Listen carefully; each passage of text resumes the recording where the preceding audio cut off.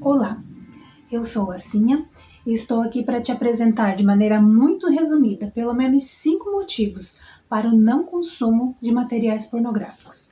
E o primeiro deles é que a pornografia é viciante. Diversos estudos têm demonstrado que a pornografia atua da mesma forma como as drogas no nosso organismo. Um estímulo é gerado, ativando o sistema de recompensa no nosso cérebro, liberando as dopaminas. Vamos comparar aqui com o exemplo do álcool. Tem pessoas que conseguem beber socialmente e convivem tranquilamente com isso. Isso é um hábito na vida delas.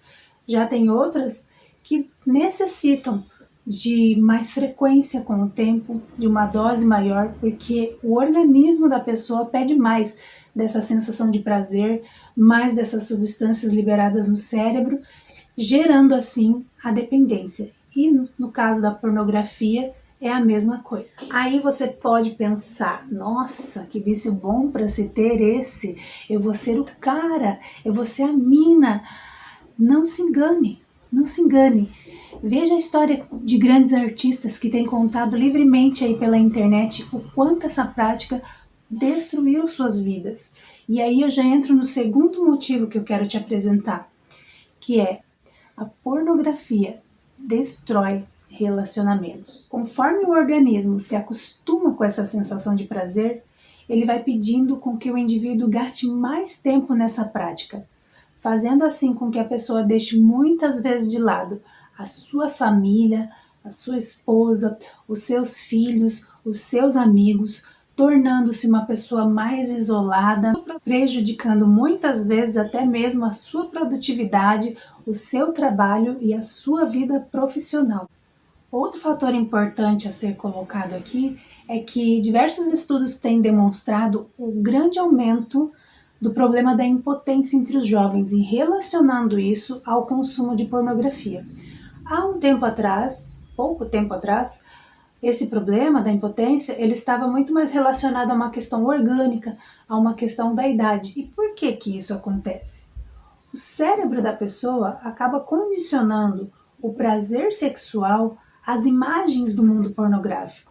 Essas imagens que são fantasiosas demais, exáticas demais. Aí quando chega para ter uma relação, um relacionamento sexual ali na vida real, a pessoa não tem problema nenhum com o parceiro. Ela pode até se sentir atraída pelo parceiro sexual, pela parceira, porém, devido a essa associação que o cérebro faz, acaba acontecendo esse problema da impotência. Aí eu fico pensando, né, como essa prática, ela engana as pessoas. Porque por um lado, a pessoa é um viciado em sexo, mas por outro, na vida real, ela não consegue ter uma relação sexual sadia. E deve ser por esse motivo que o Tolkien, autor de Senhor dos Anéis, em uma carta que escreve a seu filho, declara que a pornografia é um dos piores ataques à beleza do casamento e do sexo.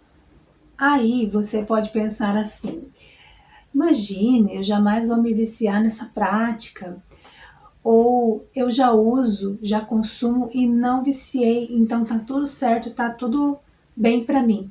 Então eu quero te apresentar um terceiro motivo e somente por esse nós deveríamos pensar seriamente em romper com essa prática, que é o seguinte: quando você consome pornografia, você corre o risco de estar patrocinando o tráfico humano e a escravidão de pessoas.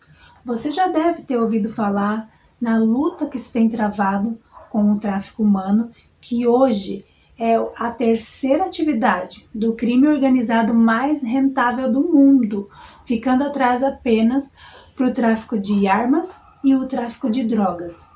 80% das pessoas que são pegas no tráfico humano são mulheres e crianças.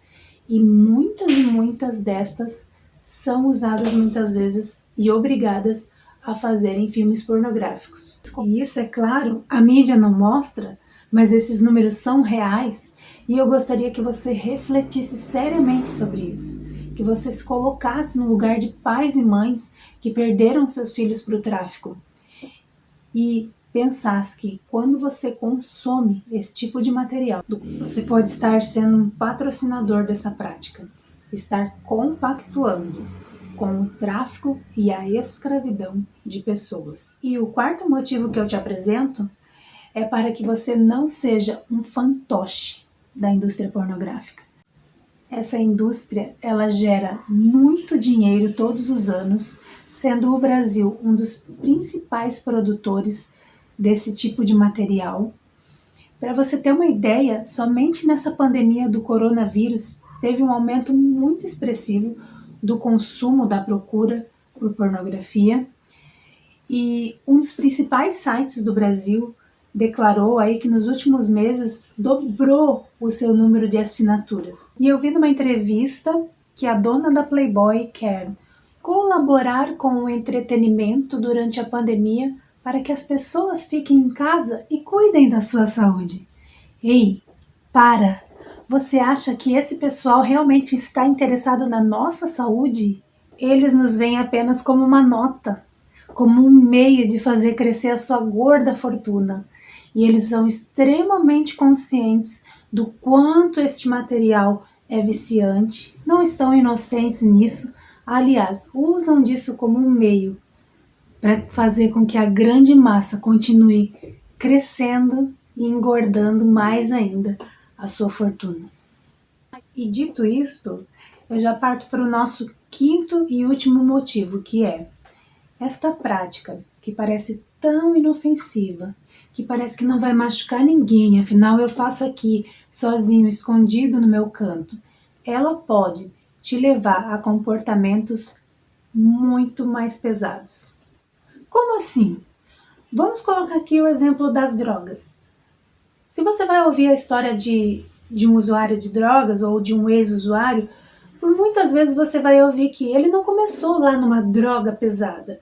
Começou usando às vezes uma maconha ou até mesmo começou no álcool, mas devido ao fator de tolerância que acontece no organismo, já não é mais o suficiente aquele tipo de estímulo ali, fraco.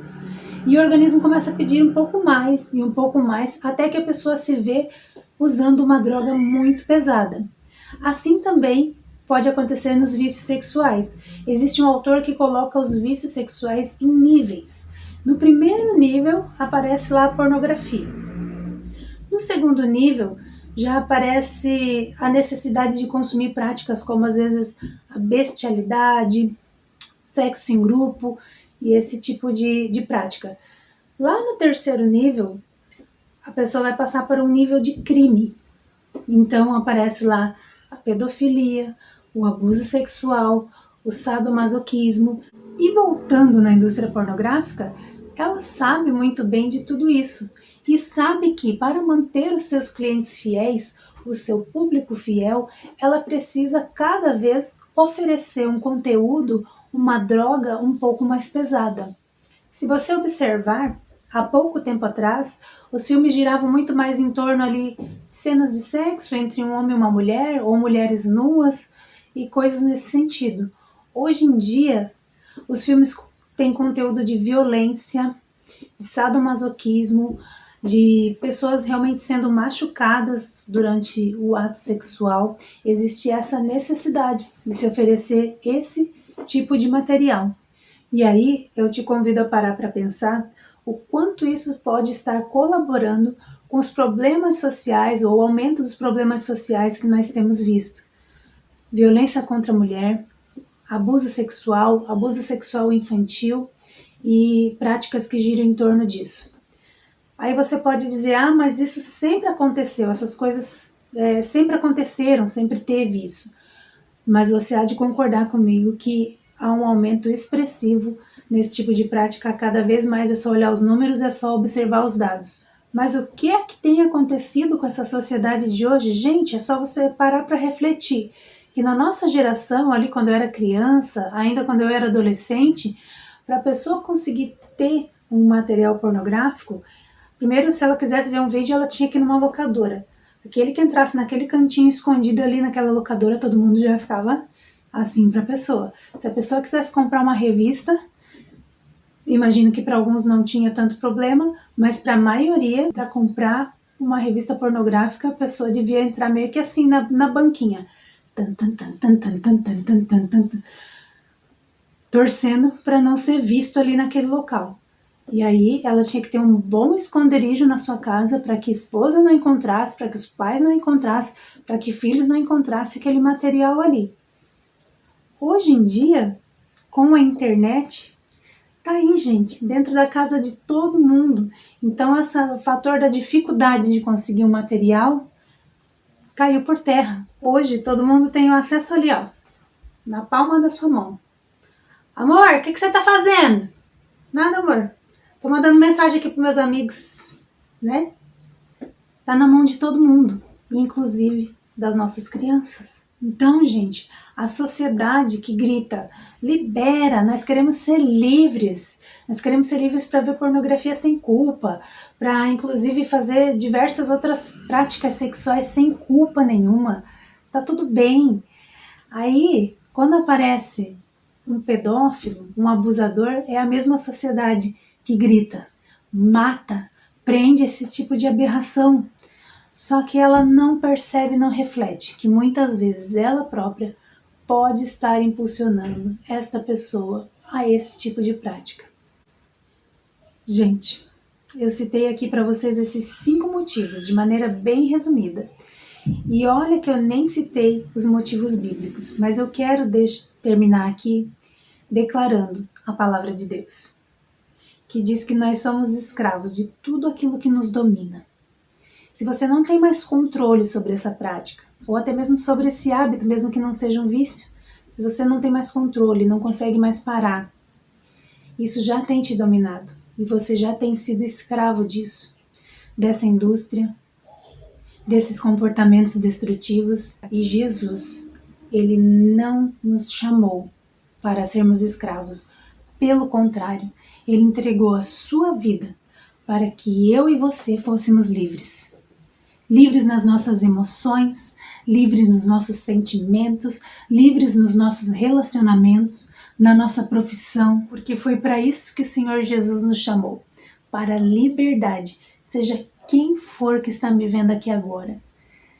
Se você não conhece Jesus, clame o nome dele, diga: Jesus, então me ajuda, e creia, porque ele é mais poderoso do que qualquer vício. Aliás, ele é mais poderoso do que qualquer coisa, e ele pode fazer na tua vida. Eu espero que eu tenha colaborado de alguma forma com esse vídeo. Obrigado por me ouvir e até mais.